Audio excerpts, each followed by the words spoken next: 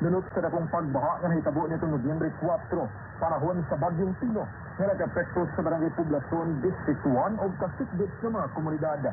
Lakip sa namatikdan ang pagbanla sa yuta dapling sa suba, mga nangatumbaw na ibot nga kahoy, pagkausab sa giagian sa bangbahin sa suba, o sa kakaraan na taytayan nga gamit alang sa gianan sa naumahan ang nadaot sa sinuha sa kalihukan na makasigom og impormasyon alang sa reporting, dokumentasyon o planning para sa posibleng clearing activities. Naghatag usab sinimatod pa og mahinungdanong giya sa pagpangandam sa siragok o pagtubag sa kalamidad. Gikan sa Sugod Southern Leyte, Aljon Malo para sa Radyo Pilipinas World Service. Balita mula sa lalawigan sa bawat rehiyon ng ating bayan. Dito sa Ang Pilipinas Ngayon.